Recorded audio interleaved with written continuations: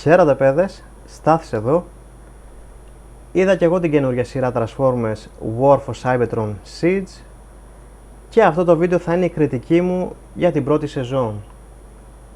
Το βίντεο περιέχει spoilers, οπότε αν δεν έχετε δει τη σειρά ακόμη, σταματήστε το βίντεο εδώ. Το ξαναλέω, μη συνεχίσετε το βίντεο εάν δεν έχετε δει τη σειρά.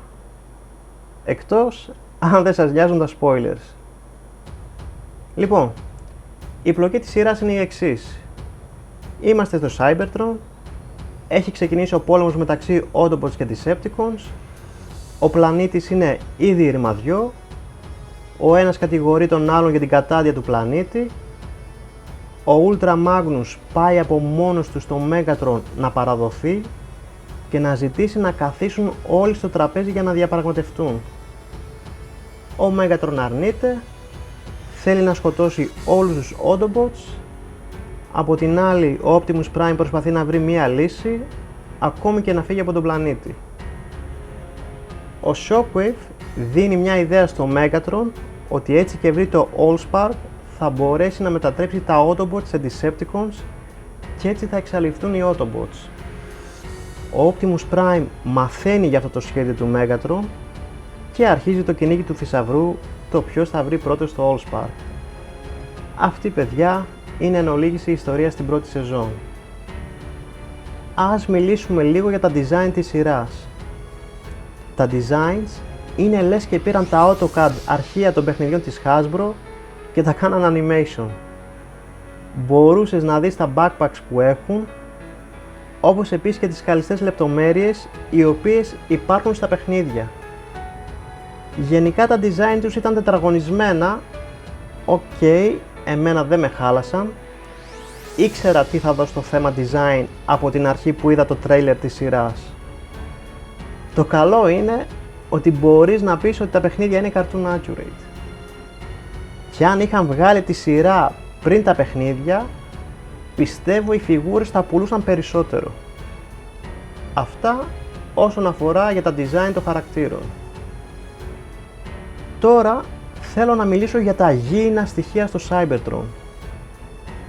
Είδαμε βροχή στο Cybertron, σύννεφα και αστραπές. Μου φάνηκε λίγο περίεργο αυτό.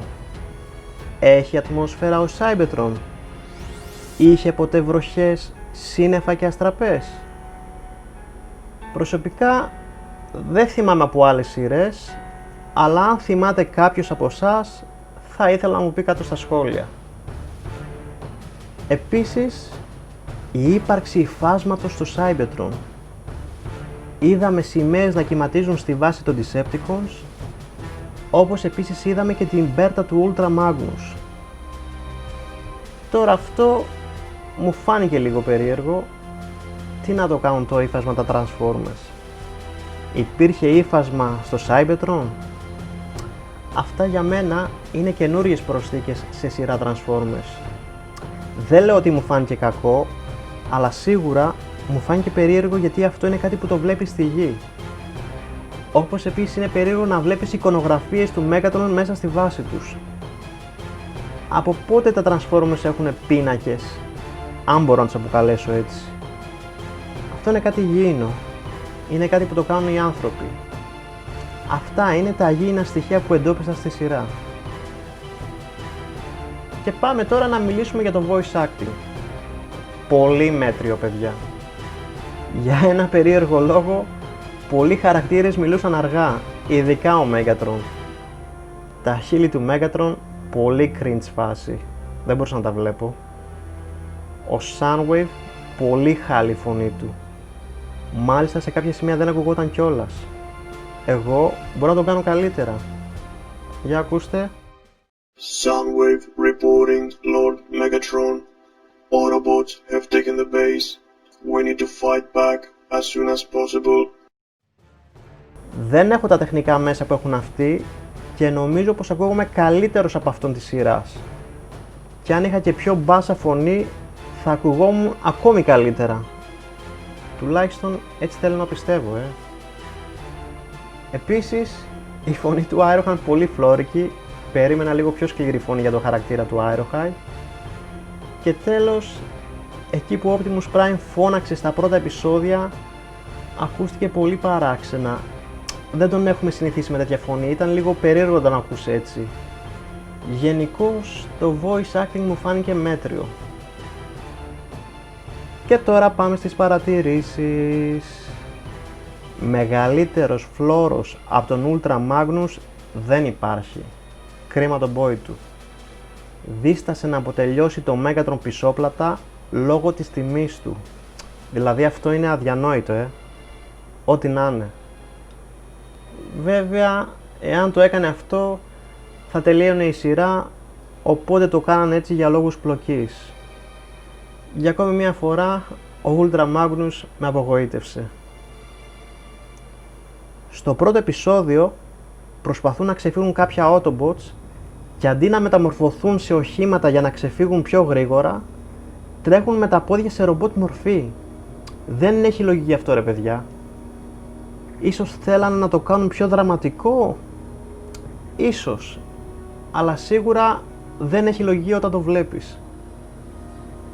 Επίσης, ο τρόπος που πέθανε ο Skywarp είναι γελίος.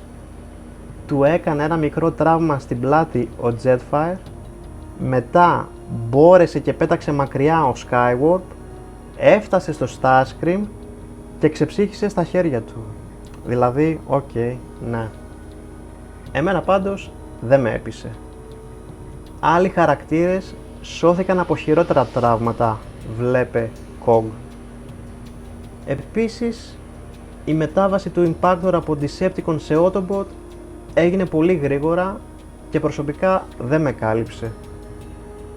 Πιστεύω χρειαζόταν περισσότερο backstory για να σε πείσει αυτή η αλλαγή. Έτσι τουλάχιστον το είδα εγώ, παιδιά. Θα ήθελα να ακούσω την άποψή σας γι' αυτό. Βασικά θα ήθελα να ακούσω την άποψή σας για όλα, αλλά τέλος πάντων. Anyway, πάμε σε ακόμη έναν θάνατο, αυτόν της Moonracer. Και εδώ ο τρόπος που πέθανε η Moonracer από αργά Transformers Zombie ήταν γελίος. Τρέξε κοπέλα μου λιγάκι, βγάλε το όπλο σου, πυροβόλα. Κινόντουσαν πολύ αργά αυτά τα Zombie Transformers. Και ο πιο άχρηστος στρατιώτης θα μπορούσε να επιβιώσει από τέτοια επίθεση, πόσο μάλλον όταν έχεις δίπλα σου και συμπολεμιστές. Πραγματικά, πολύ γελίος ο τρόπος που πέθανε η Moonracer. Πάντως, μου άρεσε η προσθήκη πολλών θηλυκών Transformers στη σειρά. Και μάλιστα τις είδαμε και σε δράση. Καλό αυτό. Μου άρεσε σαν ιδέα. Θα ήθελα πάντως και σε μελλοντικές Transformers σειρές να βλέπουμε τόσο συχνά θηλυκούς χαρακτήρες σε δράση. Για μένα ήταν στα συν της πρώτης σεζόν της σειράς. Επίσης, η απόφαση της Elita One στο τελευταίο επεισόδιο να παραμείνει στο Cybertron με άλλα 3 Autobots για να πολεμήσουν μόνοι τους στο Megatron, πραγματικά δεν έχει λογική. Εδώ δεν μπόρεσε ο Optimus Prime μαζί με τον Omega Supreme και όλα τα Autobots να καταστρέψουν το Megatron και το στρατό του. Θα τον πολεμήσουν αυτοί οι 4? Έγινε ρε. Καμία λογική σε αυτό. Απλά θέλανε να μας το κάνουν λίγο πιο δραματικό. Όσο για τον Optimus Prime, μου φάνηκε πολύ λίγος, δεν έκανε τίποτα ηρωικό και δεν σε ενέπνεε σαν ηγέτης. Μάλιστα, πολλοί χαρακτήρες αντιδρούσαν στις αποφάσεις του που σε έκανε να απορείς μαζί του. Εμένα προσωπικά δεν μου γέμισε το μάτι σαν ηγέτης. Μου φάνηκε πολύ αδύναμος. Ειδικά στη μάχη σώμα με σώμα με τον Megatron ήταν πολύ κατώτερος των περιστάσεων. Βέβαια, αυτό δεν με χαλάει από τη μία, γιατί έχουν κάνει το Megatron δυνατότερο και έτσι θα είναι πιο δύσκολο και πιο ενδιαφέρον στο να τον νικήσει επιτέλους ο Optimus στο τέλος. Τέλος, η σειρά θα μπορούσε κάλλιστα να ονομαστεί η αναζήτηση του Allspark, μιας και αυτή ήταν κυρίως η ουσία της πρώτης σεζόν της σειράς. Το ποιος θα βρει πρώτος το Allspark. Σε γενικές γραμμές η σειρά είναι μέτρια προς καλή, βλέπετε ευχάριστα, η ιστορία μου άρεσε και έχει τις προοπτικές για να βελτιωθεί και να μας δώσουν κάτι καλύτερο στη δεύτερη σεζόν. Τώρα για το voice acting δεν νομίζω να βελτιωθεί κάτι σε αυτό το τομέα, πιστεύω θα μείνει ως έχει. Εγώ πάντως Σίγουρα θα τη δω μέχρι τέλους τη σειρά, γιατί με κράτησε η ιστορία της και το σίγουρο είναι ότι δεν είναι άσχημη σειρά. Και δεν την κρίνω με βάση άλλες σειρές, την κρίνω σαν μια καινούρια ιστορία, σαν ένα καινούριο universe. Λοιπόν, αυτό ήταν το review μου της καινούριας σειράς Transformers War for Cybertron Siege. Θα ήθελα να ακούσω και τις δικές σας παρατηρήσεις ή ακόμη και αν συμφωνείτε μαζί μου κάτω στα σχόλια. Ευχαριστούμε που με παρακολουθήσατε. Μην ξεχάσετε να κάνετε μια γραφούλα στο κανάλι, γιατί με βοηθάει να συνεχίσω να κάνω αυτές τις παρουσιάσεις. Ακολουθήστε με και στη σελίδα μου στο Facebook, ποστάρω σχεδόν καθημερινά νέα φιγούρων δράσης. Link θα βρείτε στην περιγραφή του βίντεο. Είμαι ο Στάθης και μέχρι την επόμενη παρουσίαση τα λέμε.